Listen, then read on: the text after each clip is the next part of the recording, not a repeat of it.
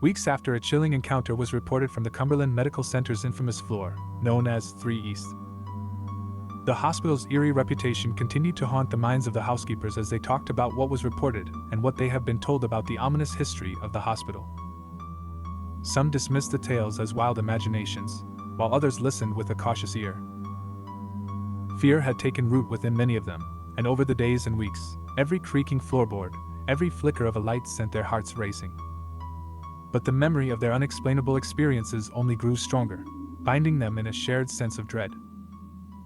One night, as the housekeepers went about their duties, Sarah found herself assigned to a particularly ominous task. She had been tasked with cleaning the floor of the tails, also known as 3 East, the very place where shadows were reported to have been seen dancing, things moving on their own, and with whispers that echoed through the halls. Sarah's co-workers wished Sarah good luck, with some giggling because they know Sarah was one of the housekeepers who took this story seriously.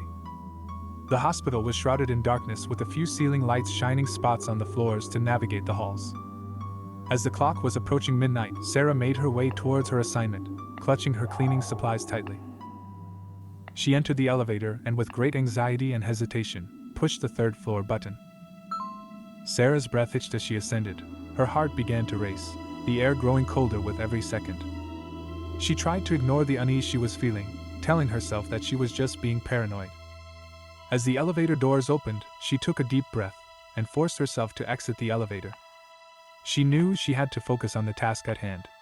But as she started cleaning, a strange sensation settled over her as if someone was watching her every move. She turned around abruptly, her heart pounding only to find the floor empty. The dim light overhead cast long shadows, and Sarah's nerves were on edge. "Get a grip!" she muttered to herself, trying to shake off the feeling of unease. She continued cleaning, her movements now hurried. But then, out of the corner of her eye, she saw a flicker of movement. She slowly turned towards the movement and froze. A strange figure stood before her, its features obscured by darkness. It was a vague silhouette, majestic, yet haunting. Panic surged through Sarah's veins as she stumbled back, dropping her cleaning supplies in her haste to get away. As the figure moved closer to Sarah, it slowly faded into thin air. Sarah could no longer see the figure but could hear faint whispers like distant echoes carried on the wind. The floor seemed to close in around her as the whispers became louder. She felt as if she couldn't breathe, but still she tried to call out for help. "Help me!" But no matter how hard she tried, no sound would come out of her mouth. Then, with a sudden, violent motion, the figure lunged at her. Sarah let out a piercing scream as she tried to run away, but the figure closed in on her immediately.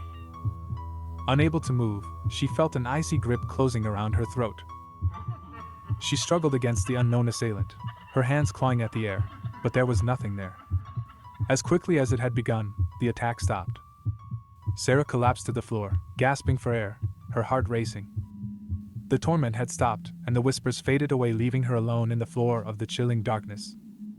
Trembling and disoriented, she managed to crawl towards the stairs, her vision swimming.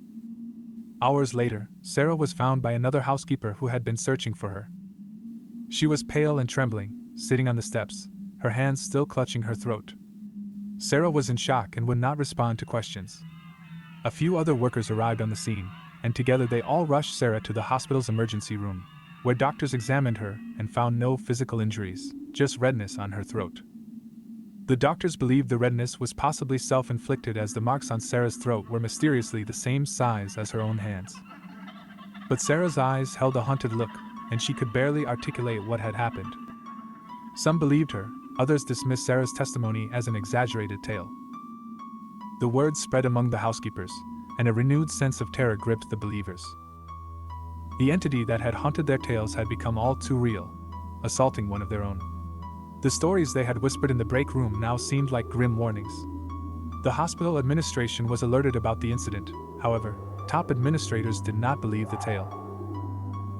Soon after Sarah's ordeal, for unknown reasons, 3 East was sealed off, marked as an unsafe area.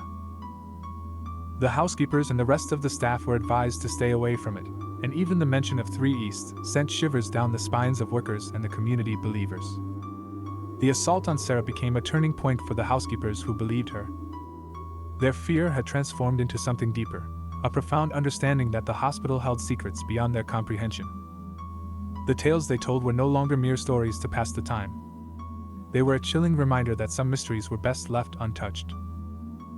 The haunted hospital continues to stand to this day, its walls holding the echoes of its troubled past. 3 East remains closed with no signs of reopening. The housekeepers, scarred by their experiences, carry with them the weight of a darkness they can never fully escape. Thanks for listening to 3 East, a story created by the Cursed Echoes channel. If you like stories like this, please like and share, and don't forget to subscribe. You can also ring the bell so you can be notified of new stories.